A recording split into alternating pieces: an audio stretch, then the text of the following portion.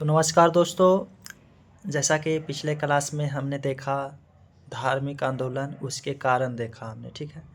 आज की क्लास में हमने पिछले क्लास में देखा कि 62 संप्रदाय आए, जिसमें से 2 महत्वपूर्ण हुआ, बौद्ध और जैन। तो बौद्ध धर्म को आज की क्लास में हम देखेंगे। क्या देखेंगे? बौद्ध धर्म। इसके पहले हम भूमिका तैयार करते हैं, माहौल बनाते हैं पहले, ठीक है। तो माहौल क्या बनाना है सॉरी दोस्तों, कि 6वीं शताब्दी ईसा पूर्व की बात है। इस समय हमने बताया कि सामाजिक धार्मिक आंदोलन शुरू होता है प्राचीन इतिहास में। क्यों होता है इसका कारण हमने बता रखा है कि उत्तर वैदिक काल है, यही समय महाजनपद काल का समय आ गया। महाजनपद, ये महाजनपद कितना 16 महाजनपद हुआ उत्तर वैदिक काल के बाद। ये हम महाजनपद देखेंगे जब इसके बाद पढ़ेंगे उसमें, ठीक है, कि महाजनपद क्या है, तो उसमें देखेंगे। फिर उसी में मगध महाजनपद को देखेंगे। तो ये महाजनपद का काल है। इस काल में क्या हुआ? उत्तर वैदिक काल भी इसको आप कह सकते हो, उत्तर वैदिक काल। तो इस काल में ब्राह्मण जो है सर्वोच्च हो गया था। ब्राह्मण आपका क्या हो गया था? सर्वोच्च हो गया था। इसमें यज्ञ जो था, यज्ञ व्यवस्था काफ़ी होने लगा था, कर्मकांड ये सब होने लगा था। जब भी यज्ञ होता था तो उसमें पशु बलि दिया जाता था। क्या दिया जाता था?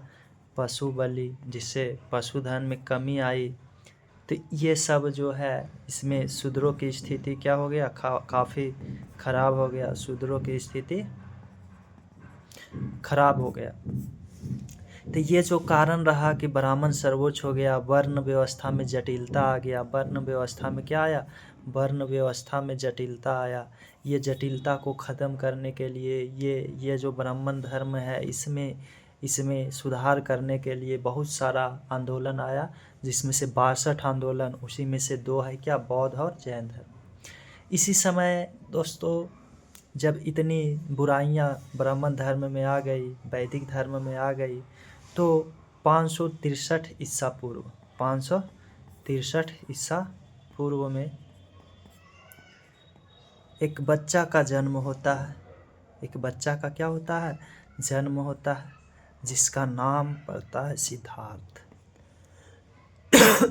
सॉरी दोस्तों, हमने कहा कि 6वीं शताब्दी की बात है, जब समाज में इतनी बुराइयां आ गई। तो 563 ईसा पूर्व, अब हम देख रहे हैं बौद्ध क्या धर्म। बौद्ध धर्म, जिसका संस्थापक कौन है? तो इसका संस्थापक बुद्ध है, ठीक है। अब देखते हैं इसका परिचय, बुद्ध का परिचय। तो दोस्तों 563 ईसा पूर्व, 563 ईसा पूर्व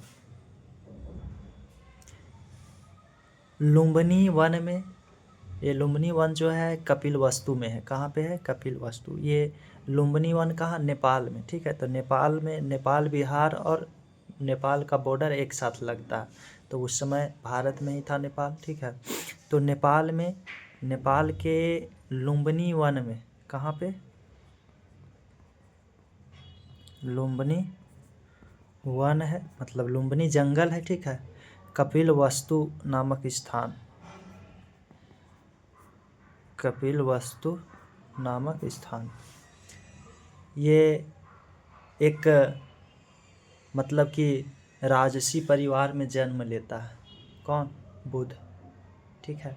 इसकी माता जब लुम्बिनी वन जंगल से गुजर रही होती है तो प्रसव पीड़ा होता है, और उसी जंगल में इसका, बुद्ध का जन्म होता है। तो ये सुद्धोधन के घर में, ठीक है। ये मतलब कि सुद्धोधन की यहाँ पिता इनका होता है सुद्धोधन, और माता महामाया। माता कौन है? महामाया। तो लुम्बिनी वन में कपिलवस्तु नामक स्थान पर सुद्धोधन के यहाँ क्या होता है? एक पुत्र का जन्म होता है महामाया के पेट से, ठीक है। तो हमने कहा कि जब वन से गुजर रही होती है महामाया तो प्रसव पीड़ा होता है, और उसी जगह पे क्या होता है, वन में, लुम्बिनी वन में जन्म होता है किसका, सिद्धार्थ का। ये जो कहा जाता है ऐसा कि जब भी एक महिला बच्चे को जन्म देती है तो उसका भी पुनर्जन्म होता है, फिर से महिला का भी एक नया जन्म होता है, ठीक है। ऐसा माना जाता है, ऐसा कहा जाता है कि इतना मतलब कि प्रसव पीड़ा होता है ना, कि अगर महिला बच गया तो समझो कि उसका पुनर्जन्म हुआ, एक बार मर के फिर से वो बची। तो ऐसी तो बात है। तो यहाँ पे महामाया जो होती है इतना पीड़ा होती है इसको, मतलब इतना ज़्यादा पीड़ा होता है कि बुध के जन्म के 8वें दिन के बाद, 8वें दिन में, कौन सा दिन, 8वें दिन महामाया का मृत्यु हो जाता है। बुध के जन्म के 8वें दिन महामाया, इधर 563 ईस्वी में इसका जो जन्म, ईसा पूर्व में जन्म होता है। ये बुध, ये जो सिद्धार्थ है, सिद्धार्थ नाम इनका होता है बचपन का। ये दोस्तों पूरा भारत के चित्र और चरित्र बदलने वाला समझो कि आ गया, ठीक है ना। तो ये इसका जब मृत्यु हो जाता है तो इसका लालन पालन जो करता है इसकी सौतेली माँ करती, सौतेली माँ जो कि इसकी मौसी भी थी, ठीक है ना। इसकी सौतेली माँ प्रजापति गौतमी, कौन, प्रजापति गौतमी इसका लालन पालन करती। इसकी मौसी भी है, ठीक है, कौन है, मौसी भी, और माँ भी सौतेली है। मतलब पिताजी इनके मौसी से भी विवाह, राजा थे तो 2 विवाह 3 विवाह कर सकता है, ठीक है ना।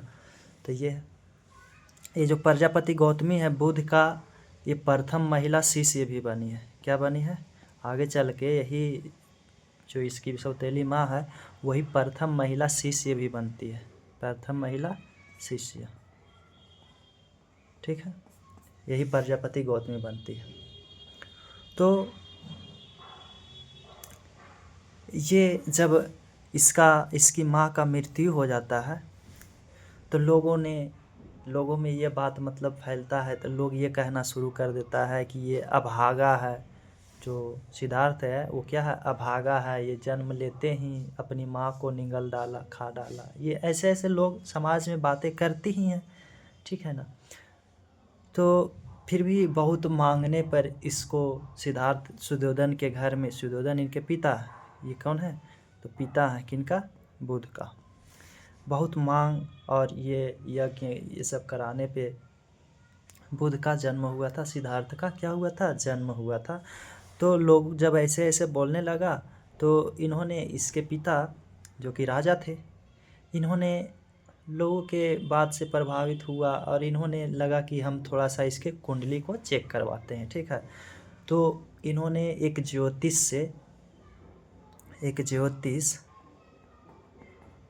ज्योतिष जो कि उस समय का काफ़ी फेमस ज्योतिष था, उसका नाम था अतीश मुनि। क्या नाम, असीद मुनि, क्या, असीद मुनि नाम था, असीद मुनि। उस ज्योतिष का क्या नाम था, असीद मुनि से ये ऐसा था कि जो हाथ या माथे को देखकर मतलब कि ये उसके किस्मत को बता देता था, ये असीद मुनि, ठीक है। और ये जो बताता था वो काफ़ी हद तक क्या होता था, सही होता था। तो इन्होंने बुध के बारे में क्या किया, असीद मुनि भविष्यवाणी किया, ठीक है। तो असीद मुनि ने भविष्यवाणी किया किसके बारे में, बुध के बारे में। फिर दोस्तों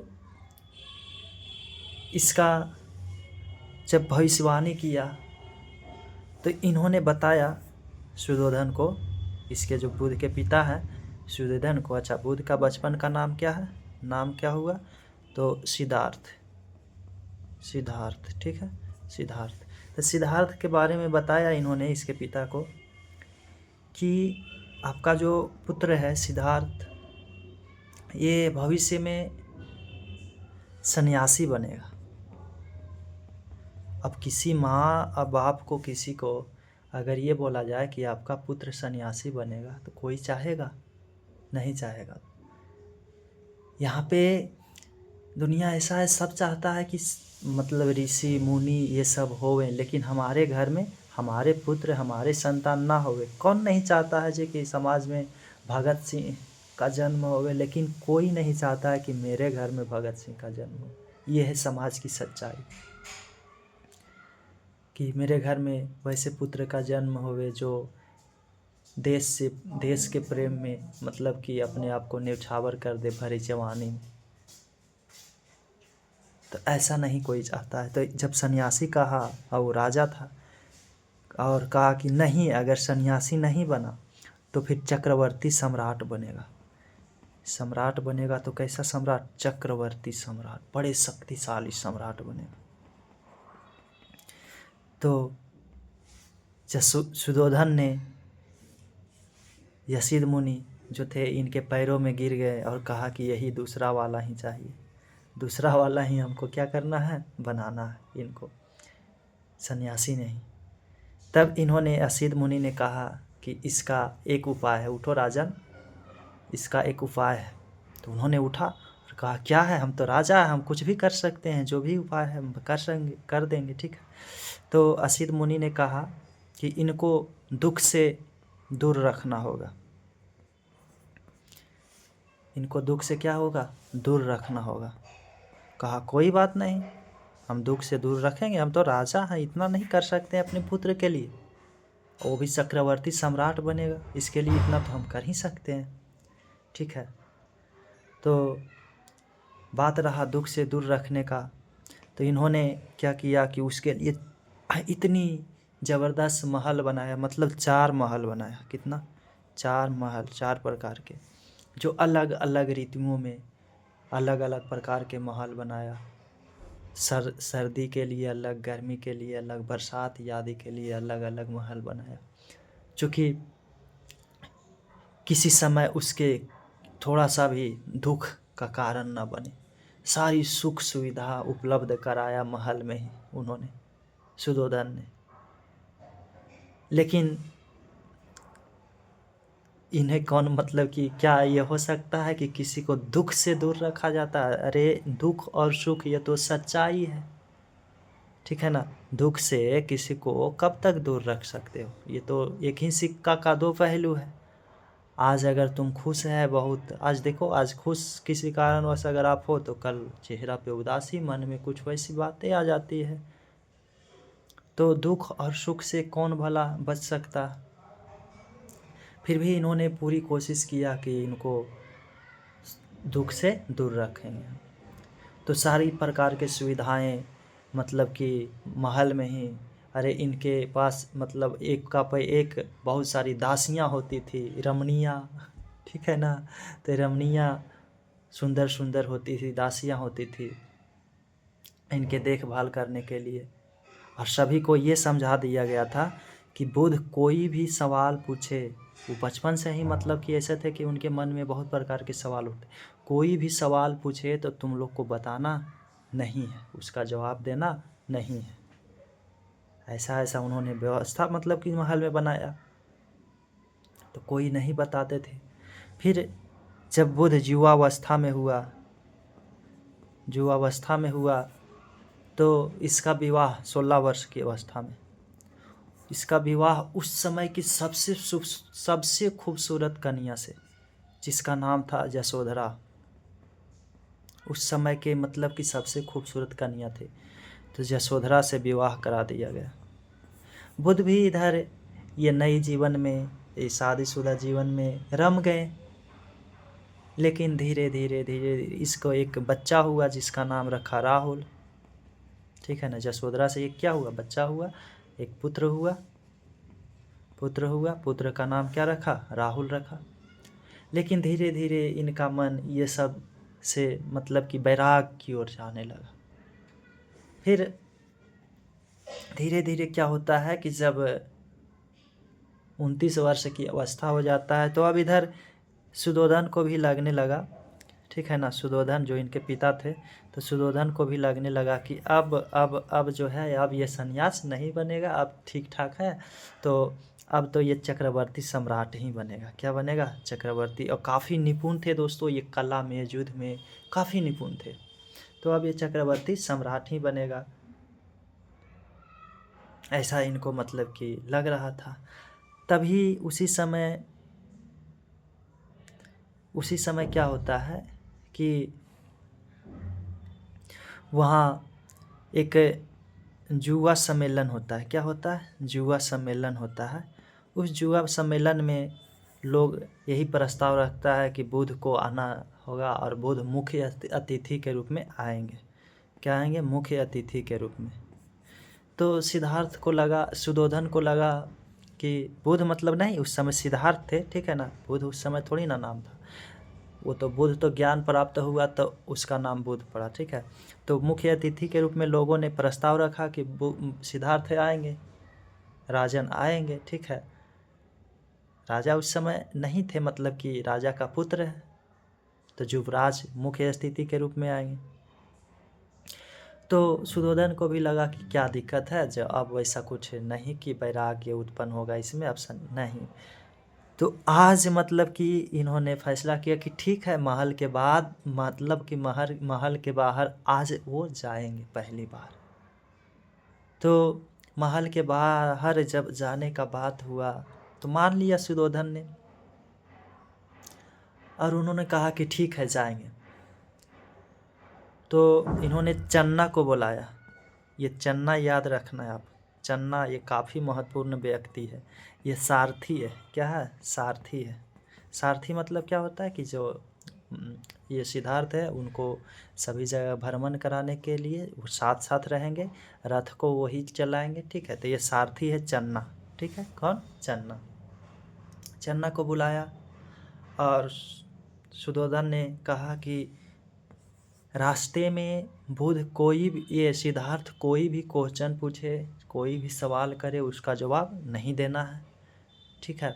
और उसके पहले कल जब ले जाना है तो उसके पहले मतलब उन्होंने आदेश दिया कि जितना भी रास्ते में गरीब लोग हैं चाहे दुखी लोग हैं, सबको पहले क्या किया जाए? रास्ते से हटाया जाए, काफ़ी दूर उसको ले जाकर रखा जाए, ठीक है। और रास्ते में जहाँ भी रथ जाएगा पूरी तरह से फूल बिछवाया जाए। जहाँ सिद्धार्थ की रथ जाएगा, युवराज का रथ जाएगा, फूल से वहाँ पे रास्ते को क्या कर दिया जाए? बिछा दिया जाए फूल। इतनी प्रकार के मतलब व्यवस्था, लेकिन इन्हें मतलब कि क्या बेवकूफ़ है कि दुख से कैसे मतलब किन्हीं को दूर रखा जा सकता है। आज जब जाएंगे बुध, आज ही वह दिन है कि आज जब बुध महल से जाएंगे तो बुध तो आएंगे, लेकिन उनका आत्मा, सिद्धार्थ के शरीर आएगा लेकिन आत्मा नहीं आएगा। तो दोस्तों,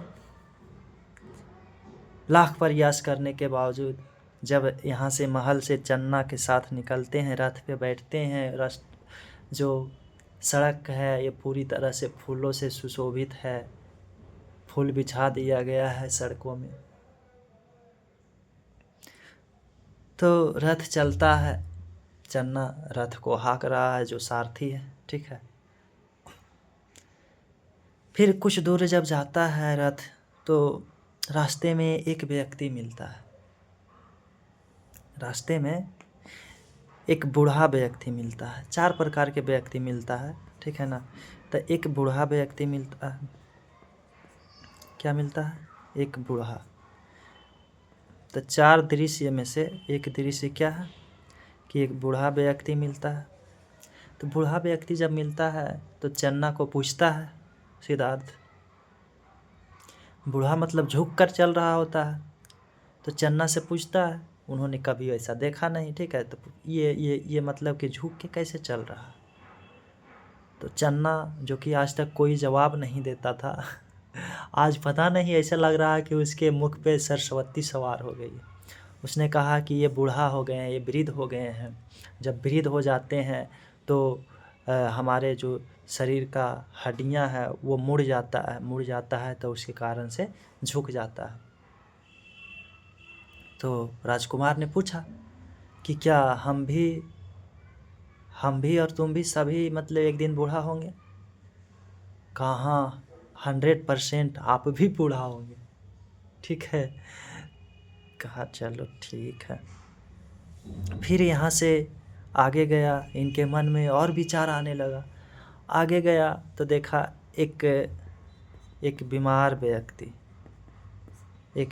व्यक्ति कराह रहा है दर्द से, ठीक है। फिर इन्होंने चन्ना को बुलाया, पकड़ा, अरे चन्ना इधर आओ, बताओ पहले ये क्या है।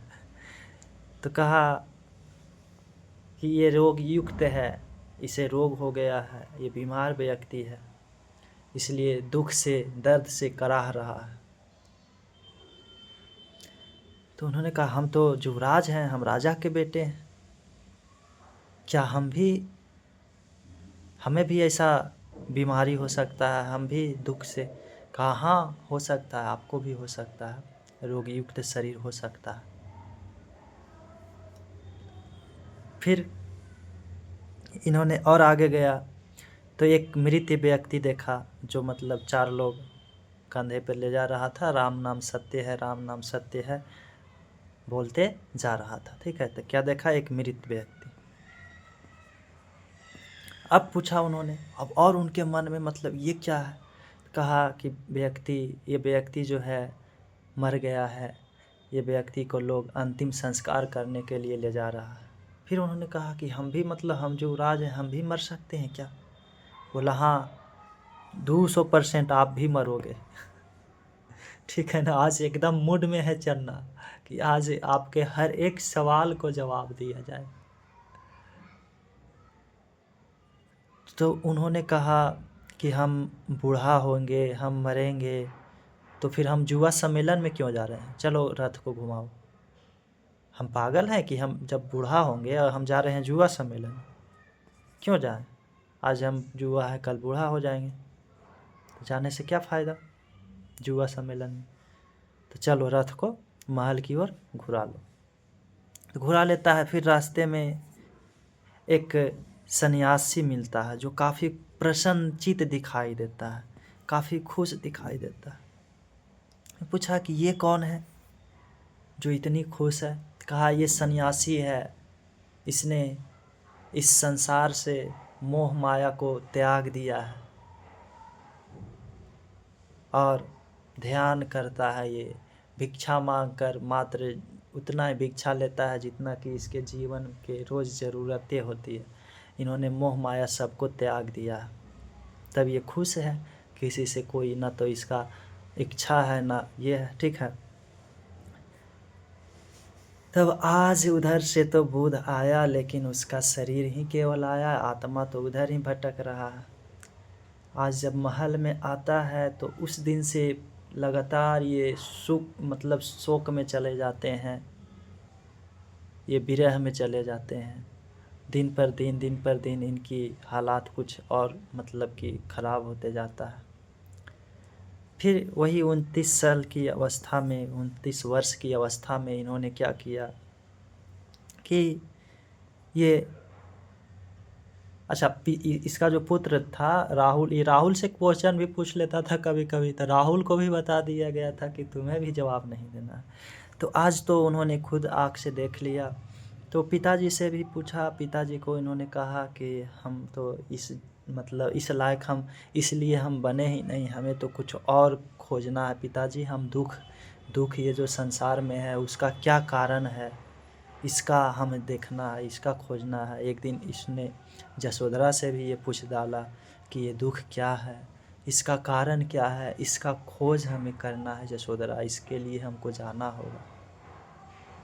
तो एक संभावना ऐसा मतलब व्यक्त किया जाता है कि घर निकलने से पहले पिता को तो इन्होंने समझाया, लेकिन ऐसा व्यक्त किया जाता है कि इन्होंने पत्नी को भी समझाने का पूरी तरह से कोशिश किए होंगे, लेकिन पत्नी बोली होगी कि हमारा बेटा है, वो अभी चलने लायक भी नहीं है, वो अभी गोद में ही रहता है, राज आप ही के ऊपर है, पूरा कुल है आपके ऊपर, और आप ऐसे कैसे मतलब कि हम लोग को बीच रास्ते में छोड़कर चले जाओगे।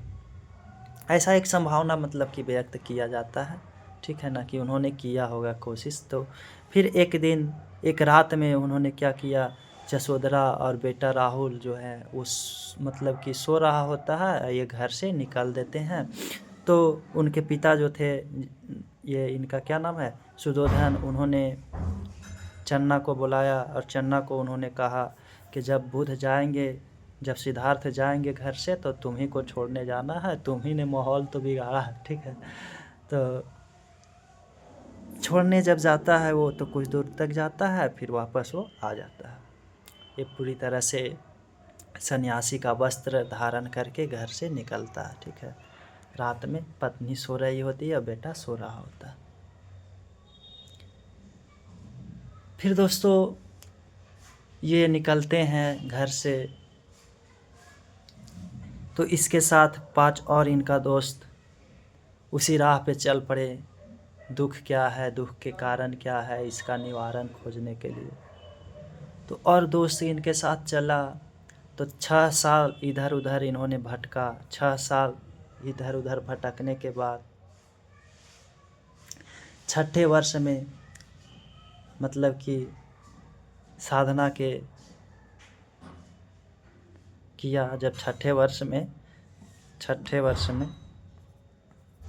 6 साल इधर उधर भटका, 6ठा वर्ष जो ये साधना कर रहे थे कठोर, मतलब कि 6ठे वर्ष जब साधना किया तो उसके पश्चात बोधगया, जो कि बिहार में है, बोधगया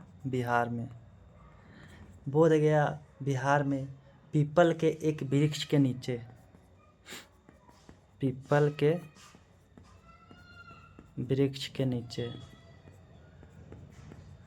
कहाँ पे, 6ठे वर्ष में ये 6ठे वर्ष में बोधगया बिहार जो है, वहाँ पे पीपल वृक्ष के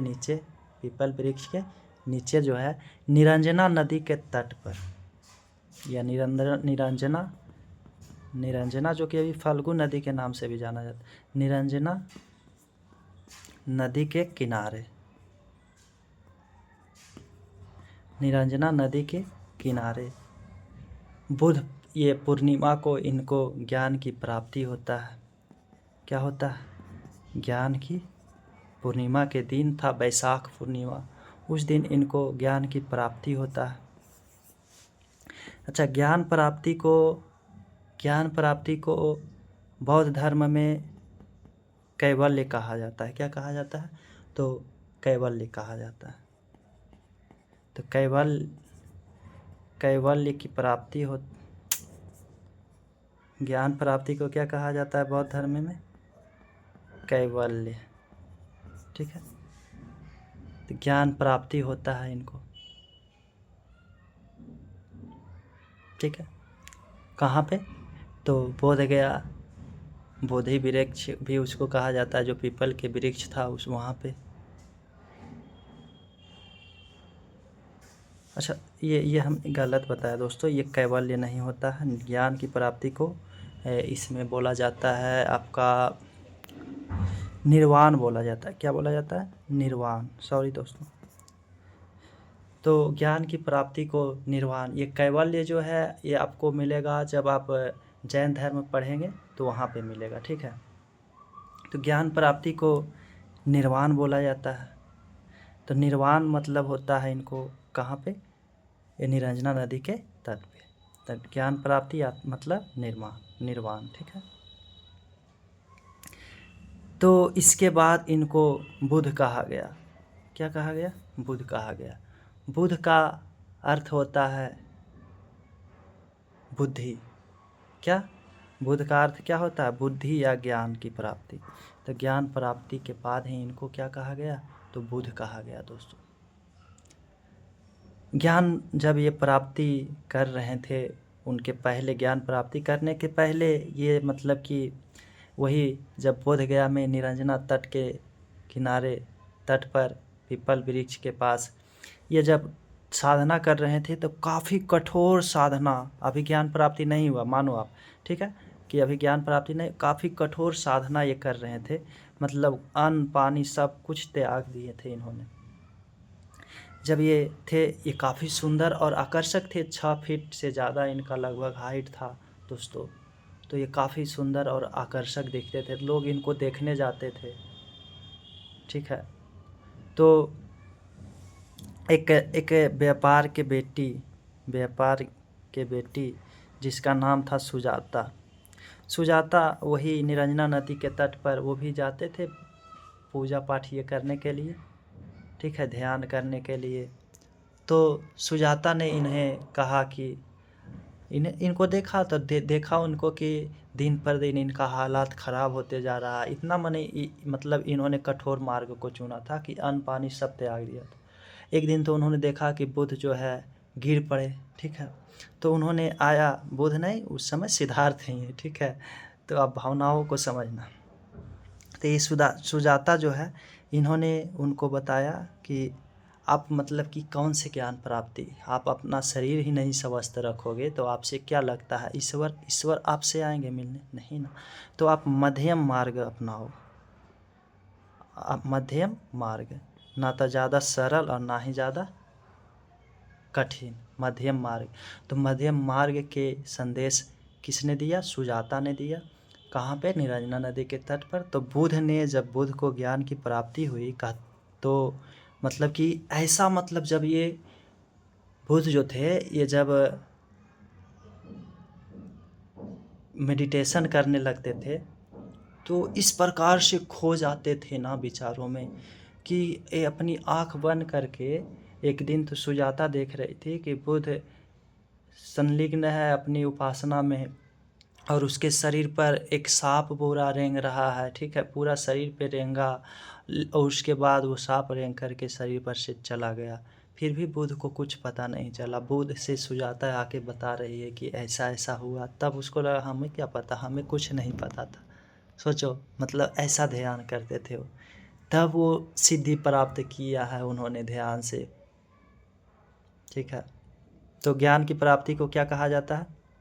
तो ज्ञान प्राप्ति को निर्वाण कहा जाता है बौद्ध धर्म में। और इसके बाद बुद्ध ने सुजाता को अपना गुरु बताया। क्या बताया? गुरु बताया। इन्होंने जो मध्यम मार्ग बताई थी, उसी के कारण इसको क्या बताया? गुरु इन्होंने अपना बताया। तो दोस्तों, हमने क्या देखा? हमने देखा कि इसका जो बुद्ध का परिचय देखा हमने, बुद्ध का जीवन परिचय। इस जीवन परिचय में हम एक कहानी के माध्यम से बता रहे थे आपको कि इसका जन्म जो हुआ है 563 ईसा पूर्व, 563 ईसा पूर्व में हुआ है। कहाँ पे? लुम्बिनी वन है, लुम्बिनी वन मतलब जंगल, कपिलवस्तु में। कहाँ पे? कपिलवस्तु नामक स्थान पर। ये कहाँ है? तो नेपाल में है, ठीक है। इसका जो पिता थे वो सुधोधन थे। कौन थे? सुधोधन। माता महामाया। माता कौन थी? तो महामाया, महामाया, जो कि 8वें दिन पे इनका मृत्यु हो जाता है, जन्म के 8वें दिन। इसका लालन पालन कौन करती है? तो सौतेली माँ, सौतेली जो माँ है प्रजापति गौतमी, प्रजापति गौतमी इनका लालन पालन करती है, ठीक है।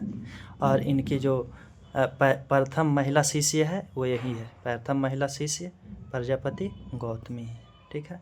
इनके जो घोड़े थे, बुद्ध का घोड़े का नाम था कंथक। क्या नाम था?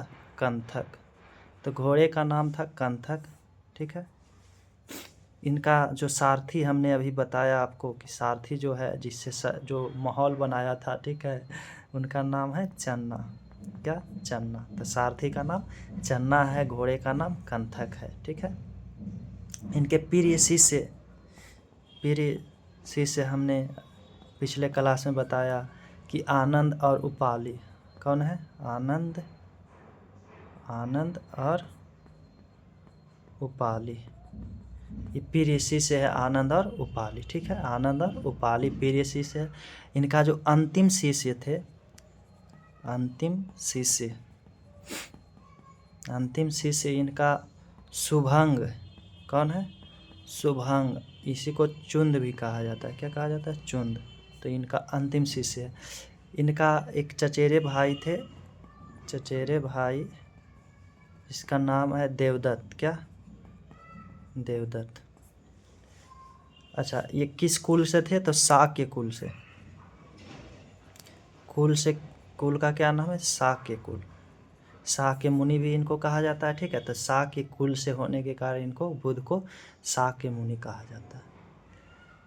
तो ये हमने देखा कि इनका जन्म 563 ईसा पूर्व लुम्बिनी वन कपिलवस्तु में हुआ। पिता सुधोधन, माता महामाया 8वें दिन में मृत्यु हो गया जन्म के बाद, ठीक है। बुध के जन्म के बाद सौतेली माँ प्रजापति गौतमी ने लालन पालन किया। घोड़े का नाम क्या है?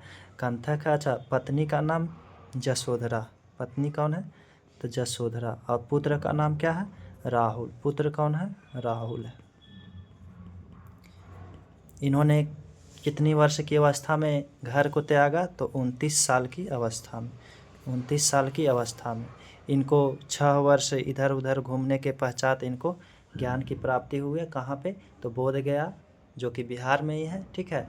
निरंजना नदी के तट पर हुआ बोधि वृक्ष, पीपल के वृक्ष पे। उस वृक्ष को आगे चलकर क्या कहा गया? तो बोधि वृक्ष कहा गया, ठीक है। तो ये है कुछ तथ्य, कुछ इनके परिचय है। फिर हमने बताया कि 29 वर्ष की अवस्था में इन्होंने गृह त्याग किया। गृह त्याग करने से पहले 4 दृश्य देखा, एक बूढ़ा व्यक्ति, एक बीमार, एक मृत और एक सन्यासी। तो आप इसको ऐसे एक क्रम से याद करना है, ऐसे ही पूछता है, ठीक है। पहले कौन है?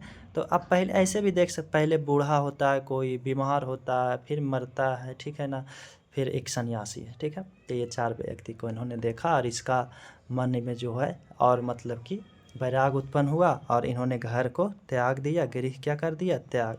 अच्छा, गृह त्याग को बौद्ध धर्म में कहा जाता है महाभिनिष्क्रमण। क्या कहा जाता है?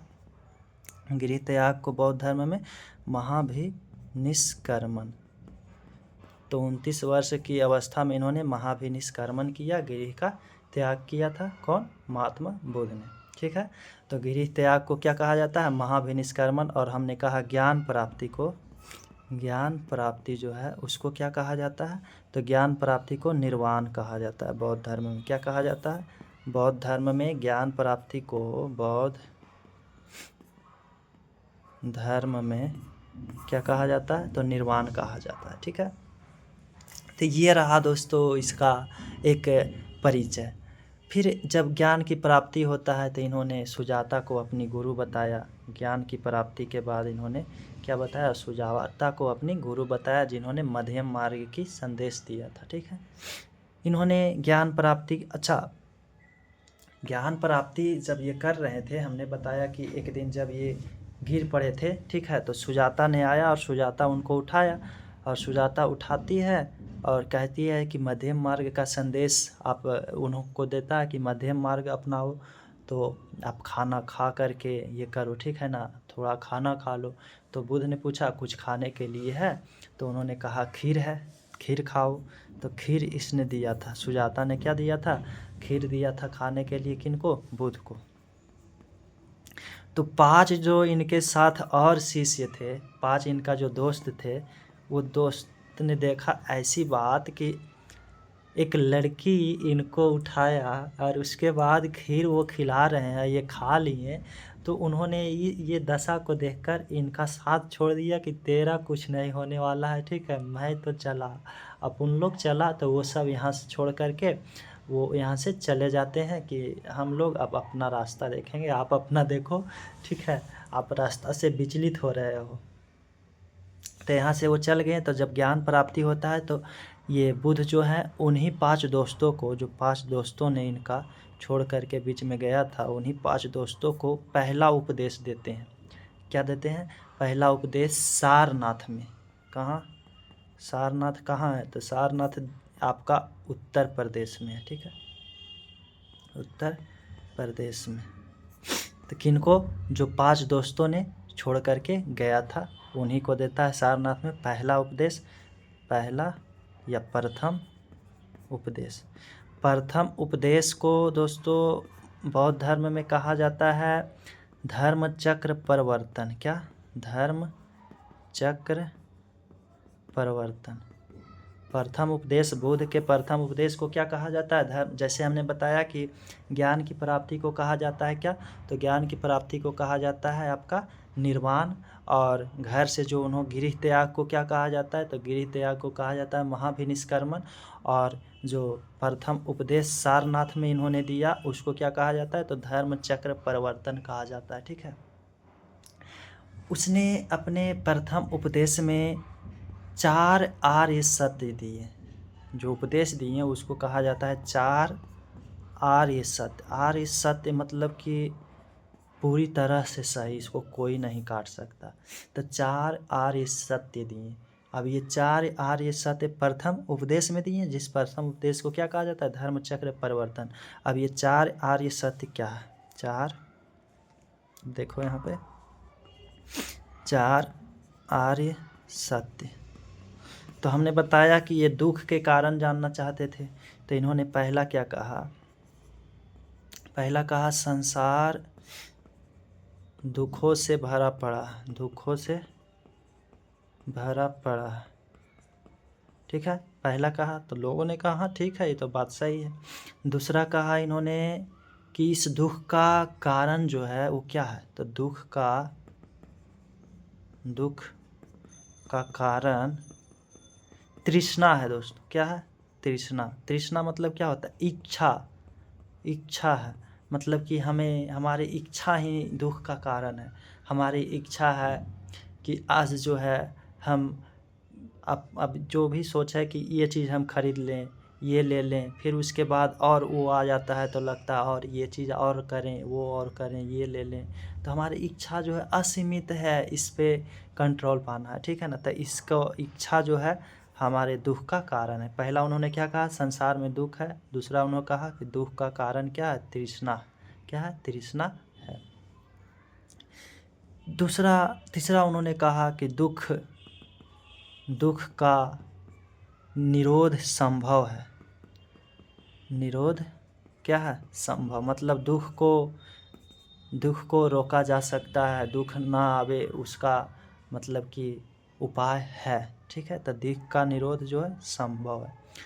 चौथा कहा, तो लोगों ने पूछा क्या है भाई दुख का निरोध? तो इन्होंने कहा कि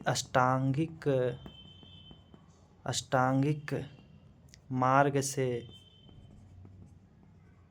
दुख को दूर किया जा सकता है।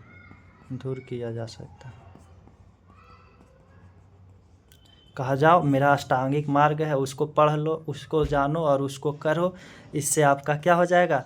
दुख को दूर किया जा सकता है।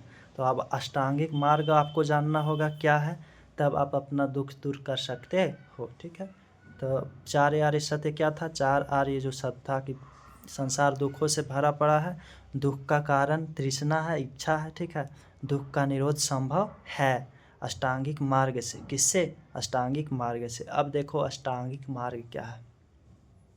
अष्टांगिक मार्ग, ये जो अष्टांगिक मार्ग है, अष्टांगिक मार्ग क्या?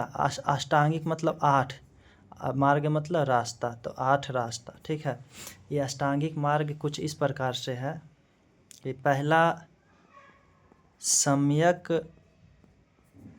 कर्म। अच्छा, इसमें अष्टांगिक मार्ग में बुद्ध ने सम्यक शब्द का यूज सभी में किया। ये सम्यक क्या है? सम्यक का मतलब होता है उचित। क्या होता है? उचित होता है। क्या होता है? मतलब उचित कर्म करो। उचित कर्म कैसा करो? काम कैसा करो? उचित कर्म करो, अनुचित नहीं, जिससे लोगों के दुख पहुँचे वैसा नहीं। उचित कर्म करो, सही काम करो। ठीक है, दूसरा इन्होंने बताया कि सम्यक वाणी, मतलब बोली भी आप क्या बोलो? उचित बोलो। इसके लिए तो एक कबीर भी बोले हैं कि ऐसी वाणी बोलिए मन का आपा खोए, औरन को शीतल करे आपहु शीतल हो। मतलब ऐसी वाणी आपको बोलना है, ऐसी शब्द का चयन करना है जिससे मन का आपा खोए, मतलब मन को लगे क्या बोल रहा, वाह, अट्रैक्टिव लगे। ठीक है ना? औरन को, लोगों को पवित्र करे और आप भी पवित्र हो, वैसा वाणी बोलना है, वैसा शब्द का प्रयोग करना। तो बुद्ध ने कहा कि सम्यक कार्य करना है, उचित कार्य करना है, उचित वाणी बोलना है। अरे इसके लिए एक और है कि ही ये तराजू तौल के तब मुख बाहर आए। मतलब हृदय रूपी तराजू पे तौलना है कि क्या ये उचित शब्द है या अनुचित। ये बुद्ध ने नहीं कहा, ये कबीर ने कहा कि ही ये तराजू तौल के, मतलब हृदय रूपी तराजू पे तौलना है उसको, वाणी को जो तुम निकालने जा रहे हो ना, तब मुख बाहर आए, तब मुख के बाहर आनी चाहिए आपका वाणी। ठीक है, तो ये बुद्ध ने भी बोला कि आप सम्यक वाणी बोलो, ये दुख का कारण नहीं बनेगा। अगर आप उचित शब्द बोलेगे तो किसी को दुख नहीं पहुंचाएगा तो वो भी तुमको दुख नहीं पहुंचाना चाहेगा, तुम्हारी प्रशंसा करेगा लोग सुनकर तुम्हें, ठीक है। तुम अच्छे काम करोगे तो लोग तुम्हारी प्रशंसा करेगा, तुम्हें दुख का कारण कैसे बनेगा, नहीं बनेगा। फिर तीसरा इन्होंने कहा कि सम्यक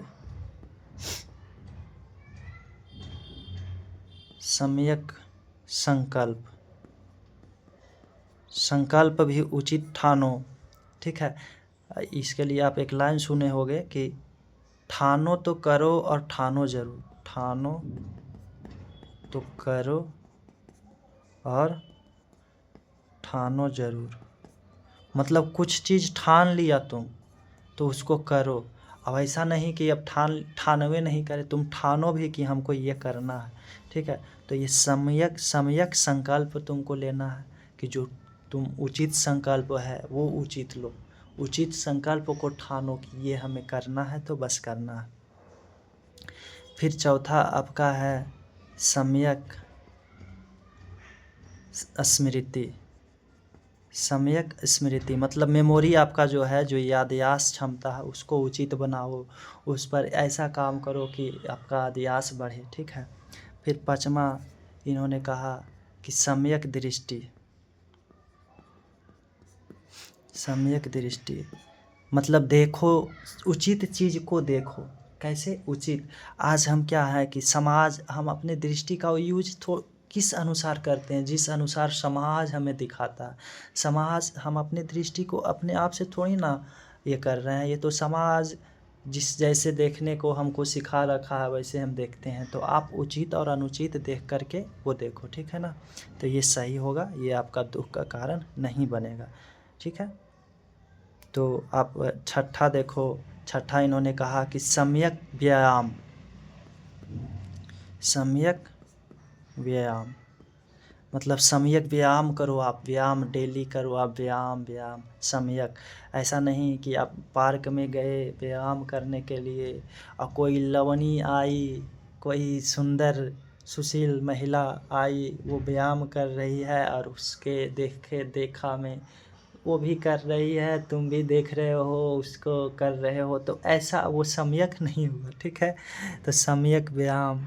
फिर सतमा इन्होंने कहा कि सम्यक ध्यान, ध्यान भी उचित होनी चाहिए, सम्यक ध्यान, ठीक है ना।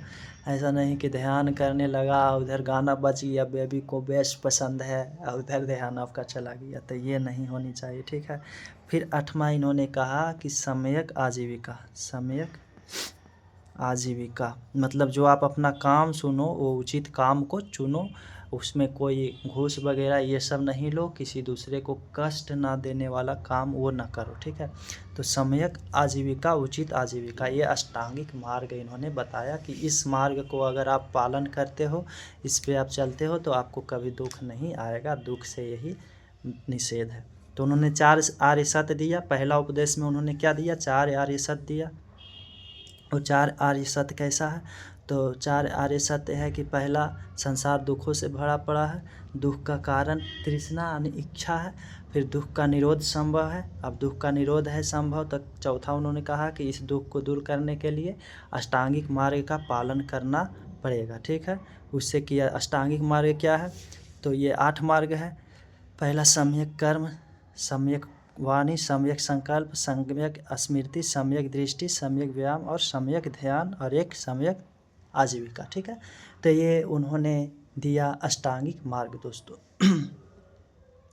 दोस्तों जब इनको ज्ञान प्राप्त हुआ तभी ये हमने बताया कि बुद्ध कहलाए हैं, ठीक है ना। बुद्ध का अर्थ ही होता है क्या? ज्ञान या बुद्धि, ठीक है। सिद्धार्थ का अब कुछ अन्य नाम देखते हैं। क्या देखते हैं? सिद्धार्थ का अन्य नाम और क्या क्या नाम से इनको जाना जाता? तो पहला बुद्ध जाना जाता है बुद्ध के नाम से। शाक्य मुनि, शाक्य कुल के थे तो शाक्य कुल के मुनि थे तो शाक्य मुनि। और गौतम पौत्र इनका था तो गौतम इनका नाम रखाया, ठीक है ना। और तथागत, ठीक है। तथागत के नाम से भी ये जाना जाता है कि संसार में वैसा चीज़ जो हो भी और न भी हो, एक साक्ष्य है। साक्षी है, ठीक है। तो तथागत इनका नाम रखाया। इन्हीं को जब ज्ञान प्राप्ति हुआ, इनको लाइट ऑफ एशिया कहा गया। लाइट, इंग्लिश में भी आप याद रखना इसको और हिंदी में, लाइट ऑफ एशिया मतलब एशिया का, पूरा एशिया जो महाद्वीप है उसका, एशिया का प्रकाश पुंज, एशिया का किरण, एशिया का किरणों का समूह, प्रकाश पुंज ये है। एशिया में उजाला लाने वाला व्यक्ति इनको कहा गया। इनको कनक मुनि कहा गया। कनक मुनि, क्या कहा गया? कनक मुनि कहा गया।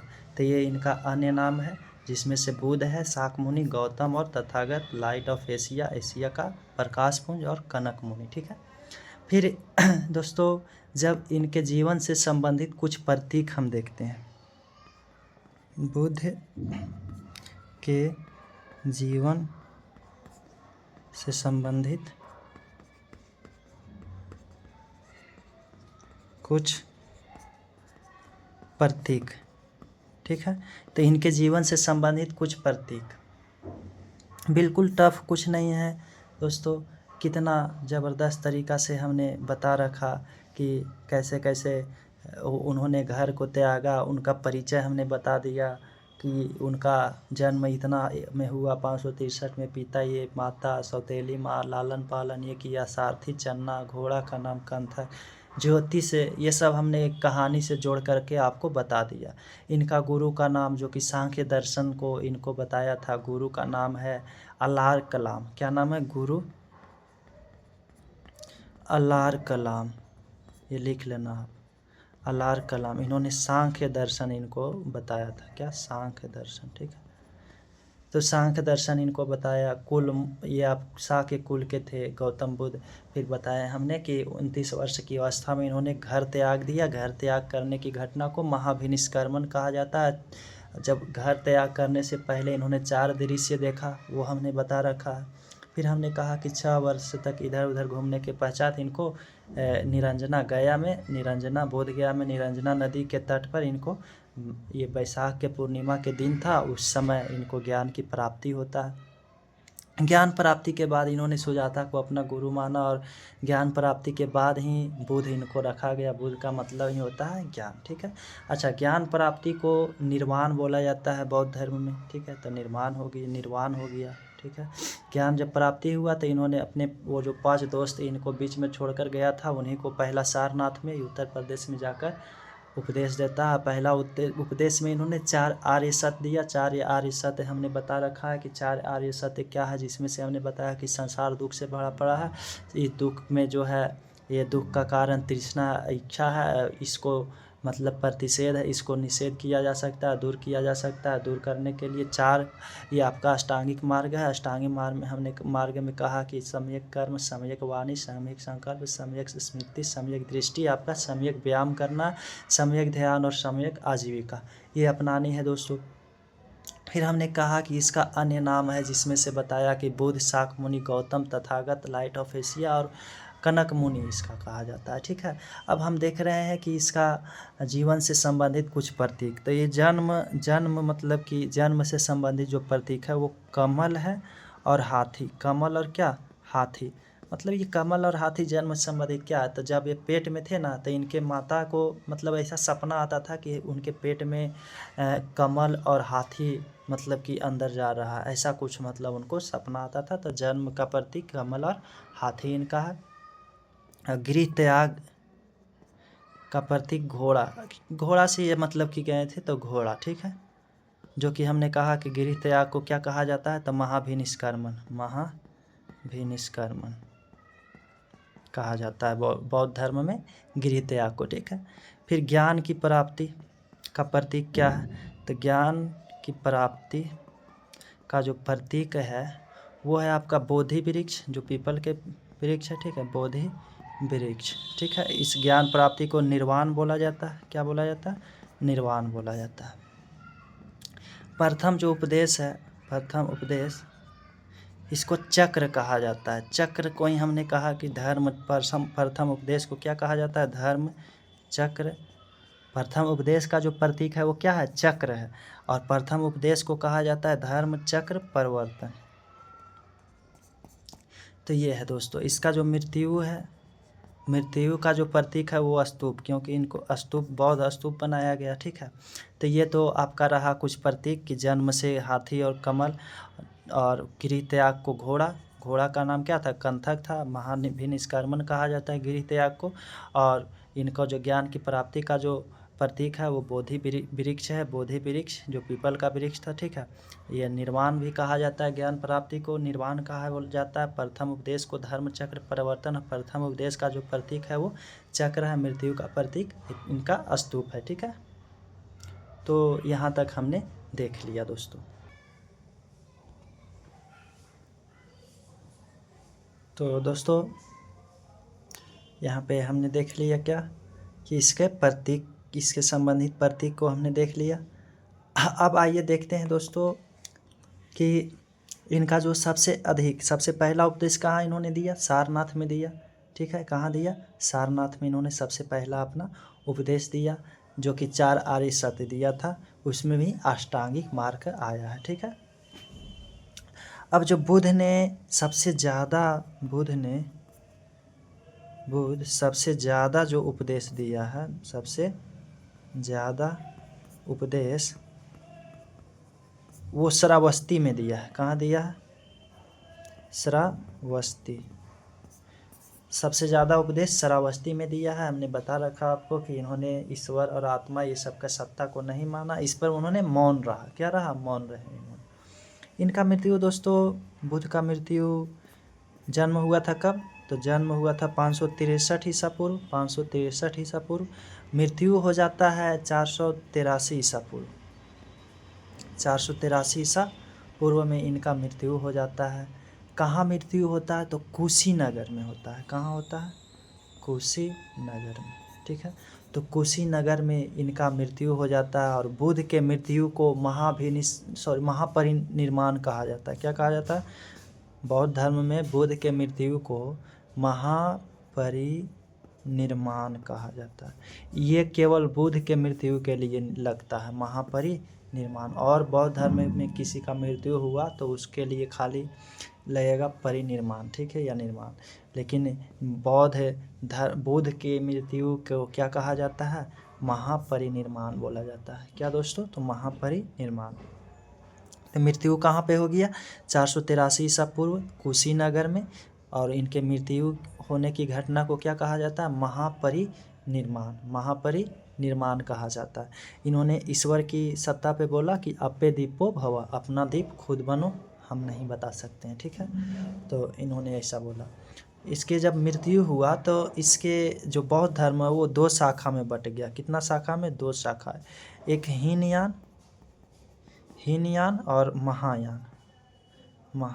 इसको हम आगे अगला क्लास में, कल की क्लास में बताएंगे हीनयान और महायान क्या है, इसकी क्या विचारधारा है। ठीक है, जब इनका मृत्यु हुआ उस समय मगध, जो 16 महाजनपद है ना, उसमें से एक सबसे महान जो है मगध। तो मगध जो महाजनपद है, तो मगध महाजनपद के शासक जो थे उस समय वो अजातशत्रु थे। कौन थे, अजातशत्रु थे। ये मगध महाजनपद के शासक कौन थे, मगध के शासक आपका अजातशत्रु थे। ठीक है, तो मगध साम्राज्य के शासक अजातशत्रु। ठीक है, इस समय 16 महाजनपद नहीं रहा था इस समय, और महाजनपदों को मगध में ही मिला लिया गया था। ठीक है, तो मगध का शासक कौन था, अजातशत्रु। तो महाजनपद का कहानी हम देखेंगे।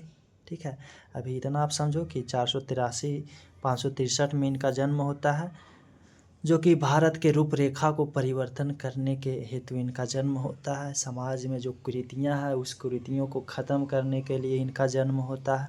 एक अच्छी समाज की लोगों में बौद्धिकता विचार डालने के लिए इनका जन्म होता है, जो कि एक मतलब कि उचित बातों को मतलब रखने हैं, तो इसका जन्म होता है दोस्तों। इनका मृत्यु होता है कब, 483 ईसा पूर्व कुशीनगर में, और मृत्यु को महापरिनिर्वाण। और इनका जो घर से निकलते हैं तो उसको महाभिनिष्क्रमण कहा जाता है। और इनको ज्ञान की जब प्राप्ति होता है तो उसको निर्वाण बोला जाता है। अब प्रथम उपदेश जो ये देते हैं उसको कहा जाता है धर्म चक्र प्रवर्तन। ठीक है, और उसका जो प्रतीक है वो चक्र है। तो ये हमने देखा। इनके जन्म का जो प्रतीक है कमल और हाथी है, ठीक है। इनके जो घर से गृह त्याग का जो है वो क्या है, तो आपका हमने बताया कि घोड़ा है। तो ये कुछ प्रतीक भी हमने देख रखा है। अब देखते हैं ये बुद्ध भगवान का जो है, बुद्ध का मृत्यु हो जाता है, अब भगवान भी कह सकते हो, ठीक है ना। तो ये है, तो आप इनको क्या है कि मृत्यु हो गया। अब जो होता है मृत्यु होता है तो 4 बौद्ध सभाएं का आयोजन कराया जाता है। कितना? उस समय के जो राजा रहते हैं, उसके बाद राजा आते हैं, तो 4 बौद्ध सभाएं, बौद्ध धर्म के विस्तार हेतु बौद्ध सभाएं कराया जाता है आयोजन। 4 बौद्ध सभाएं, ठीक है। इससे क्वेश्चन पूछा जाता है आपको, तो आप यहाँ पे लिख देना कि कौन कौन काल में कराया जाता है, ठीक है ना। यहाँ पे कर्म लिख देना कौन सा है, यहाँ पे काल, यहाँ पे स्थान मतलब कहाँ कराया जाता है, और यहाँ पे अध्यक्ष कौन होता है, और यहाँ आप लिख देना राजा, ठीक है। तो प्रथम बौद्ध सभाएं जो है वो 483 में जब इनकी मृत्यु होता है ना, तो उसी समय प्रथम बौद्ध सभा आयोजन किया जाता है, ठीक है। उसमें बहुत सारा लोग भाग लेता है। तो प्रथम बौद्ध सभा जो आयोजन कराया जाता है बौद्ध धर्म के विस्तार हेतु, वो कराया जाता है राजगृह में। कहाँ पे? तो राजगृह में कराया जाता है, या राजगीर भी आपको इसको बोलते हैं हम लोग। इसका जो अध्यक्ष होता है वो होता है महाकश्यप। क्या? महाकश्यप। और राजा इस समय जो है वो है अजातशत्रु। कौन है? अजातशत्रु, ठीक है। फिर द्वितीय जो बौद्ध सम्मेलन है, तो बौद्ध संगीति है, बौद्ध सभाएं हैं। द्वितीय बौद्ध सभा ये 383 100 वर्ष के बाद 383 ईसा पूर्व में कराया जाता है, ठीक है। 383 ईसा पूर्व में ये जो है वैशाली में कराया जाता है। कहाँ पे? तो वैशाली में कराया जाता है द्वितीय सभा। इसके जो अध्यक्ष है वो है साबक मीर। कौन है? साबक मीर। और इसका जो राजा है वो कालाशोक है। इस समय कौन है? कालाशोक है मगध का राजा। फिर तृतीय जो सभा है बौद्ध सभा वो होता है 255 में। इसको आप 283 मत कर लेना, ये 255 ईसा पूर्व में होता है, जो कि होता है आपका पाटलिपुत्रा में। कहाँ पे होता है? पाटलिपुत्र, जो कि पटना है, ठीक है। पटना में होता है। पटना में उस समय मोगलोपोतिस अध्यक्ष रहता है। कौन रहता है? तो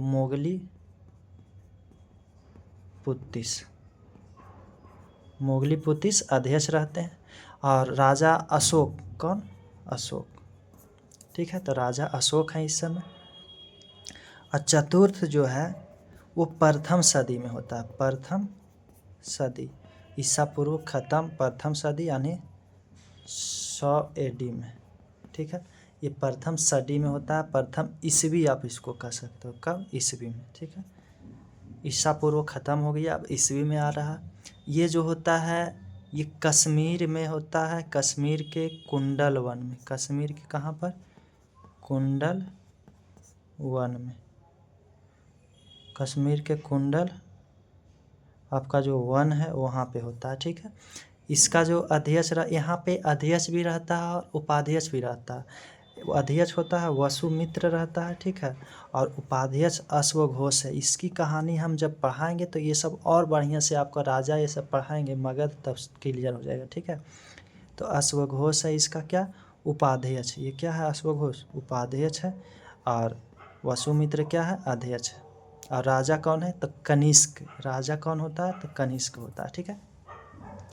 तो ये 4 बौद्ध सभाएं हमने बताया कि यह है। प्रथम बौद्ध सभा जो है वो कब होता है? 483 ईसा पूर्व में होता है। कहाँ पे? राजगीर में होता है, ठीक है। यहाँ का अध्यक्ष कौन होता है प्रथम बौद्ध सभा का? तो महाकश्यप और राजा अजातशत्रु। द्वितीय 383 ईसा पूर्व में वैशाली में होता है, साबक मीर इसका अध्यक्ष होता है और कालाशोक राजा होता है। तृतीयक जो होता है 255 ईसा पूर्व में होता है और पाटलिपुत्रा में होता है, मोगलोपोतिस होता है इसका अध्यक्ष और अशोक है राजा। पर चतुर्थ जो है वो प्रथम सदी में ईस्वी में होता है, 100 ईस्वी में, कश्मीर के कुंडल वन में। इसका अध्यक्ष जो है वसुमित्र और राजा कनिष्क और उपाध्यक्ष कौन है? अश्वघोष। आप इसको ऐसे भी याद कर सकते हो, स्थान को याद कर सकते हो रावपक। क्या? रावपक। रा से आपका राजगीर और व से वैशाली, तो प्रथम राजगीर और दूसरा वैशाली। और प से आपका पाटलिपुत्रा, तो तीसरा पाटलिपुत्रा। और क से कश्मीर, ठीक है, कश्मीर के कुंडलवन। तो ऐसे आप ट्रिक याद कर सकते हो, रावपक यही अच्छा रहेगा आपको, ठीक है। रा से राजगीर, व से वैशाली, प से पाटलिपुत्रा पाकिस्तान मत बोल देना, और क से कपिल वस्तु मत बोल देना। यहाँ पे क्या है? कश्मीर है, कुंडलवन, ठीक है। तो ये तो स्थान रहा। आप अध्यक्ष को याद कर सकते हो कि महाकश्यप, मतलब समझो महान पर्व होली हमारा क्या है? महान पर्व है। तो महाकश्यप मतलब महान पर्व होली समझो, ठीक है। तो पहला महाकश्यप, होली में सब कोई मिलता है, तो साबक मीर मतलब महान पर्व कौन है? तो महाकश्यप को महान पर्व समझो होली, ठीक है ना। ऐसे रिलेट करके याद करना है। फिर सब कोई मिलो, तो होली में सब कोई मिलता है। अब है इसके बाद मोगलु पोथिस, मतलब सबके मुंह को पोतिस किया जाता है, रंग दिया जाता है रंग से, ठीक है। तो मोगलु पोतिस, सब कोई मिलेगा, फिर वसुमित्र, फिर मतलब जो दुश्मन है उसको भी मतलब कि रंग लगाया जाता है। तो ये आप ऐसे भी याद रख सकते हो कि महाकश्यप मतलब कि महान पर्व होली है, होली में सब कोई मिलता है। साबक मीर द्वितीय का अध्यक्ष, और तीसरा का मिल करके क्या किया जाता है? मुंह पे क्या लगाया जाता है? रंग लगाया जाता है, गुलाल लगाया जाता है। तो ये मुगल पुतिस है, मुंह को पोतिस किया जाता है। और वसुमित्र, दुश्मन को भी मित्र बनाया जाता है। और राजा तो अजात शत्रु है, फिर कालाशोक है, अशोक है और कनिष्क है, ऐसे याद कर लेना आप। और ये 483, 383, 255 और प्रथम, ठीक है, ये याद हो ही जाना है। तो ऐसे आप 4 बौद्ध समिति आप इसको याद कर सकते हो, कोई बड़ी बात नहीं है। चौथी जो बौद्ध समिति हुई उसमें हीनयान और महायान 2 शाखा में बौद्ध धर्म बट गया, ठीक है। प्रथम में 2 पिटक की रचना हुई, जिसमें सुक्त पिटक और विनय पिटक। प्रथम जो बौद्ध समिति हुई ना, या बौद्ध सभा, तो प्रथम बौद्ध सभा में, इतना याद नहीं आपको करना, फिर भी प्रथम बौद्ध सभा में जो कि कब हुआ? 483 में। इसमें 2 पिटक लिखा गया, बौद्ध धर्म पर 2 पिटक लिखा गया, 2 किताब, ठीक है, 2 पिटक जोड़ा गया, जिसका नाम है, इसका 2 पिटक का रचना हुआ। एक तो आपका विनय पिटक और दूसरा आपको हमने क्या बता रखा है? तो सुक्त पिटक और विनय पिटक। तो 2 किताबें लिखा गया बौद्ध धर्म पर, ठीक है, सुक्त पिटक और विनय पिटक। कब? प्रथम में। तो ये प्रथम में हुआ। फिर द्वितीय में जो है मतलब कि 2 भाग में बटा, ये भाग कोई आप नहीं याद रखो, ठीक है, जो मतलब कि स्थाविर है और महासंघिक है। तृतीयक में अभिधम पिटक जोड़ा गया, तृतीयक को याद रख लो आप। तृतीयक सभा जो हुआ 255 में, इसमें अभिधम पिटक, क्या? अभिधम पिटक को जोड़ा गया। किसको जोड़ा गया? अभिधम पिटक। और चतुर्थ जो हुआ इसमें आपको 2 भाग में टूट गया बौद्ध धर्म, एक हीनयान और दूसरा महायान। तो ये दोस्तों आज की कहानी रही। अब अगला क्लास में हम हीनयान क्या है, महायान क्या है, बौद्ध धर्म का कैसे कैसे पतन की ओर गया, क्या इसमें उपलब्धियाँ, ये सब हम आगे देखेंगे अगला क्लास में, ठीक है। तो आज के लिए इतना ही। थैंक यू दोस्तों, बाय बाय, जय हिंद, टेक केयर, लव यू।